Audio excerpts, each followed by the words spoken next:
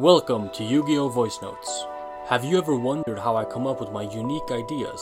Why I forgo or include certain tech cards that others do not? Today I will unveil some of these secrets. With this, you too can develop the skills to come up with your own brand new ideas for the Yu-Gi-Oh! TCG, be it modern or retro. Oh, would you look at that? It's time to duel.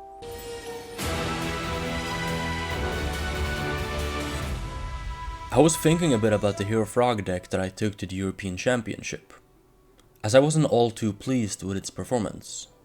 Today I would like to discuss the option of cutting the hero cards in favor of Machina cards. But before you click away, just hear me out. The premise of the hero cards is that you can play Miracle Fusion, and have additional starter cards which you can use on turn 1. The heroes themselves are not really the payoff. The payoff is Miracle Fusion. But I just feel the math doesn't really check out. And the game plan of the two engines, they don't synergize that well together. As I was very pleased with the deck, there were just some minor issues of consistency and redundancy. For example, drawing too many of the hero cards, like seeing a Stratos with the E-Call or a Rhoda. For example, if you open Stratos with Prodigy or Malicious Edge, you can just search the missing evil hero piece, and thus in the next turn's end phase, you'll get a free upstart goblin when you tribute for Malicious Edge. However, the Alias and Ocean are pretty bad. The only reason why we play those cards is so that we can play E-Call and Rhoda, and of course to have enough heroes for Miracle Fusion. Because you don't really play the hero package just for Stratos. Like, yeah, he's 1800, so we can run over things like Armageddonite or Dark Refer, but the stat line itself is not the most impressive. It's not really a threat your opponent has to deal with, and leaving a Stratos can be vulnerable to cards like Yugioh Guardian, taking it and then they can search their own hero cards, or running it over with something that's 1900 or bigger. Something that I've noticed when I played against Blackwing, or I suppose even Vayu, is if you have a Stratos on the field, that can sometimes be to your detriment, because now they can summon their Sirocco from the hand, without having to tribute summon. So the idea was to play Machina Fortress as a pseudo Miracle Fusion, which at first glance might seem a bit odd, because I wouldn't say Ab-Zero and Machina Fortress are really akin. However, the more you think about it is that the reason why Ab-Zero is such a good card is that it provides a form of defense. Generally, it's pretty difficult to clear an Absolute Zero without taking a loss, either be it in card advantage, having to make a Stardust Dragon and then clear it, having to Book of Moon the Absolute Zero and then clear it, or just having to trade into the Ab-Zero, losing your board and then establishing something thereafter. And dealing with a Machina Fortress either is not really a cakewalk. You can't just attack over it, because then they'll just pop your other monster that threatens game. If you intend on clearing it with a targeting effect, you would need to do so at the latest point of the game, because otherwise they're just gonna look at your hand and rip away the most important card. So the idea with Gear Frame is that he acts as additional copies of Stratos, while not needing to play these bricks to accommodate E-Call and Rhoda, which are effectively just more copies of Stratos. So what we would do here is we would cut all the heroes and play 3 copies of Gear Frame as our starter card. And the reason why Gear Frame is so good in this deck, similar to Stratos, we can bounce this card back with Swap Frog, thus giving the Swap Frog more value, in that we don't need to bounce back a Monarch, because that forces our opponent to actually have something on the field which we need to clear. Or we'd be playing Testalos, which is a Monarch, yeah, but you can summon Testalos into your opponent not committing anything, and discard cards out of their hand. However, with the Gear Frame you can actually start applying real pressure, because with the Gear Frame we can search Fortress or Force, and do similar to what Vayu Turbo is doing by having their life points. Even more so by taking it down by 4300. Naturally, we'd be cutting the Miracle Fusions as we have no heroes, and the 3 copies of the Stratos Searcher as we don't have Stratos. Now, we are kinda missing Miracle Fusion. We do have the pseudo Bomb in Fortress, which is also highly searchable thanks to Gear Frame. A play you can do is if you have Fortress in the graveyard, you can summon Gear Frame, add a Force, pitch it, to summon the Fortress. So we need machines, because if we do gear frame, add fortress, we can't summon the fortress, because fortress says we can summon him from the hand or grave by pitching machines whose total level equals 8 or higher. When you summon fortress from the hand, you start by pitching the fortress to pay its own cost, because it can summon itself from the graveyard. It's a bit convoluted, but basically, if you have a level 1 or higher machine monster, as well as a fortress in your hand, you can discard that same fortress and summon it from the graveyard, as well as the level 1 or higher machine. And what's a level 1 machine we can play?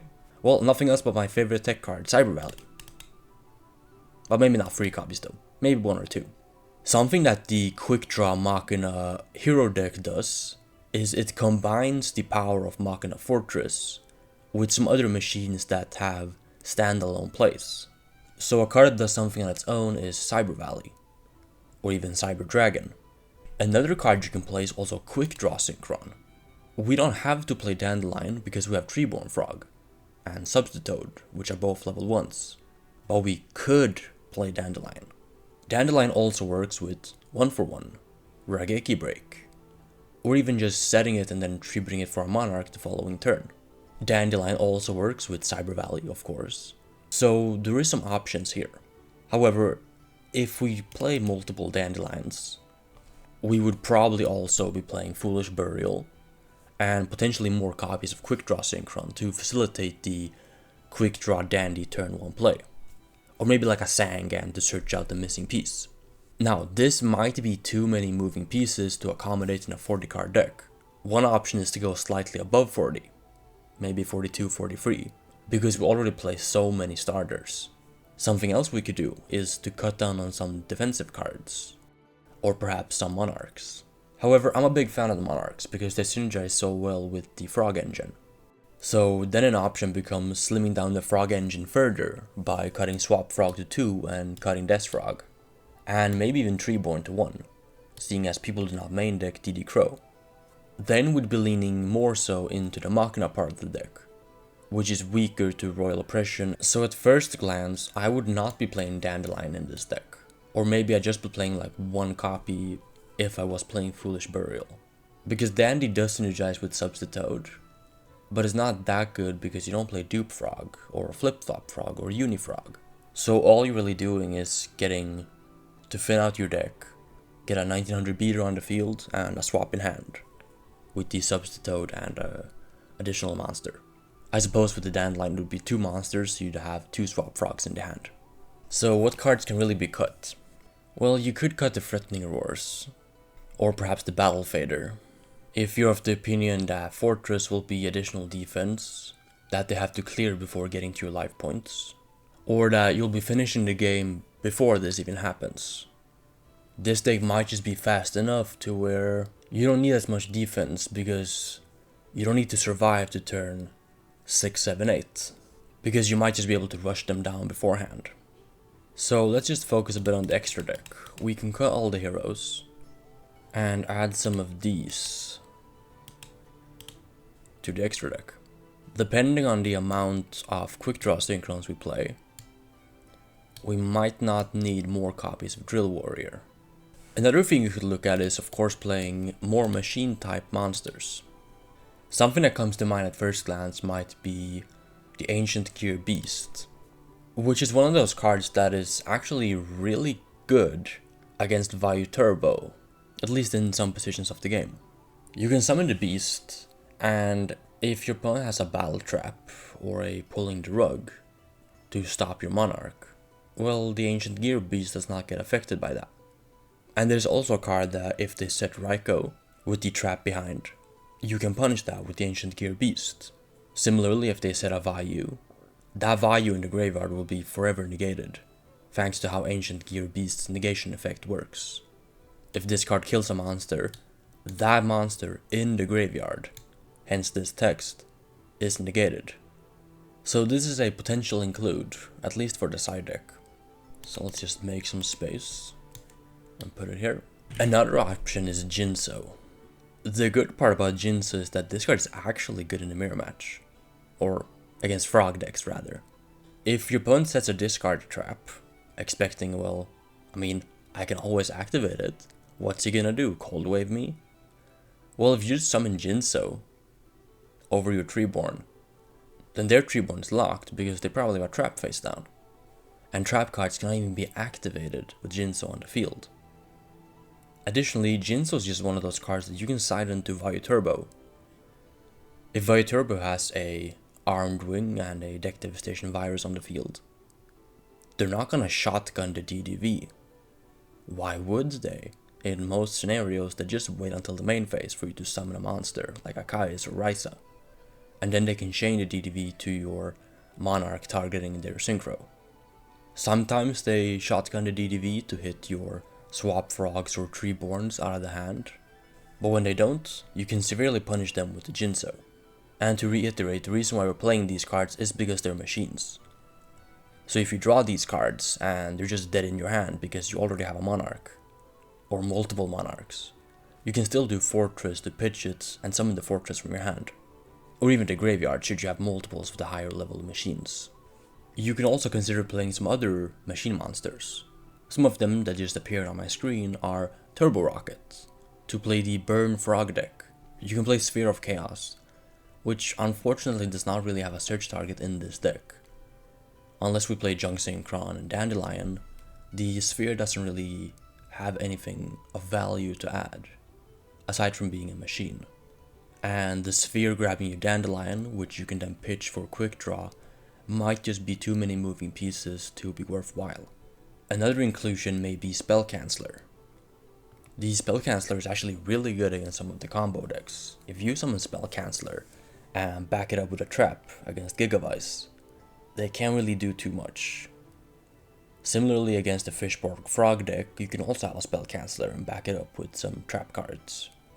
So I would say the Spell Canceller might actually be a real option, so we can put it in the side deck for now. The Turbo Rocket might also be included just because it's a tuner, not really because the effect or the ability to make the level 3 synchro is particularly great, but the fact that you can make something greater like a Dark End Dragon, a Stardust Dragon, or try to do some Colossal Armory Arm play. But at that point we might just play Fishborg Blaster instead, because this guy's not searchable and Fishborg Blaster also works with any of our frogs. What about gadgets? No, we're not gonna play gadget frogs, that seems horrible. Just looking at these cards, I'm not really seeing anything else that stands out, that we can play at least. So that might just be all the machines that we can play. You can of course tweak the numbers a bit, perhaps run more quick draw, or more copies of Cyber Valley. But I think this might be a good starting base for the deck at least. For example, in the hands where you open Machina Frog and Swap Frog, you can actually accumulate quite a lot of advantage across a few turns. You can summon the Gear Frame to add a Fortress. Should you need to activate a discard trap, you can just pitch the Fortress. You can summon the Swap Frog by bouncing back the Gear Frame. The Gear Frame can then be summoned to add a Force, which can then be pitched to summon the Fortress from your graveyard. I don't think in a deck like this I would be including Dupe Frog. Maybe in the side deck, because when this deck has the Dupe lock up, or at least a sub-lock, you can create a lot more advantage with the Gear Frame than with a Stratos, because the Gear Frame does not just add normal summons like Stratos does. I do kinda wanna try out the idea of playing Dandelion in this deck. And this is something that I usually do when I test new cards, is I play the cards at a higher number than what my gut may think is the correct play to do. What I mean by this is that I'm not even sure if playing 2 Cyber Valley or 2 Quick Draw in this type of deck might be correct. But I want to try with playing multiples of this, so I can see it more often. So in my testing I can see whether I like these cards or not. Whether in, not really the opening hand, because Edison format is so slow, but in the top 7, 8 or 9 cards that I see in a game. Do I enjoy seeing these cards at the frequency that I play them in? Would I like to see them more often? Is there a particular pair that I really do enjoy seeing? Is the Drill Warrior looping back Gear Frame every single turn a really strong play? Well, then I might include multiple copies of Machina Force. does it not matter at all because you just kill them super quickly, and the quick draw synchron is not really needed because you don't need to go for the slow drill warrior line. You just rush them down and win in a few turns. Or perhaps is this a more grindy deck and I should play Pot of Avarice? Pot of Avarice can also be freely activatable when I'm doing my sub combo. So say I have a Fortress in my hand, or a Quick Draw in my hand, a Pot of Avarice, and I'm doing my substitute combo. Well, the Avarice +1, or even Salvage, adding back some frogs, can help alleviate the cost of summoning Quick Draw, summoning Drill Warrior, and pitching a card. So there's definitely a lot to think about. There are even some potentially cuttable cards from this deck, should I want to slim the deck down further to actually include all of these cards, or perhaps more of them. But I think this might be a good first basis to just see how the Machina cards actually feel in the Frog deck. It might just end up being too many moving pieces to be worthwhile. You might end up just drawing Fortress, a Monarch, and a Dandelion, and your hand just doesn't do anything, and there's no real payoff to playing a potentially less consistent deck. On the flip side, you will not be drawing multiple dead e-calls because the Stratos itself is at free. You don't need to play a tutor for the Stratos, to which the tutor might then be dead later game. So perhaps a deck like this might be able to grind more than the Hero Frog deck. And because of that, you can play cards that are good in the late game, like Pot of Avarice. The neat thing about the Frog deck is that you can move for your deck pretty quickly with the frogs. This means that when you're thinning your deck out on the bad starter cards, the cards that you end up drawing afterwards tend to be of higher quality. They tend to be your non-engine cards or your bombs. Because once you got them through your starter cards and you already have Treeborn Axes, all of your bombs are now live. So you don't need to play the same ratios as other decks do. But yeah, I've spent about a total of 50 minutes just fear crafting this deck since its conception last night, and I just want to play some games with it and really get a good feel on how the deck actually performs before I decide if this theory is anything to go by and is worthwhile for me to test. So that'll be it for this episode. If you guys have any card suggestions or just any theory really about this deck, or what you think about the concept of cutting the hero cards in favor of Machina cards, not really seeing this as a worse Fishborg Frog deck, but a different take to the same theory that led Hero Frogs to be a viable deck. Because arguably this might be one of the better decks into Vayu Turbo, at least from a Frog perspective. So let me know what you think. If you disagree or agree on anything, leave it down in the comments. And should you want to improve at Edison formats, or Yu-Gi-Oh in general, in any format, I offer tailored coaching, where I dissect the issues you want to tackle, and I help you reach your goals. Should you be interested, you can reach out to me directly on any social media, or become an apprentice channel member at the Frozen Card Gaming YouTube channel, which will grant you a monthly 1-hour coaching session with yours truly. But that is all for now. Until next time, take care and have a good rest of your day. If you enjoy my content, make sure to also subscribe to my second channel, linked in the description box down below.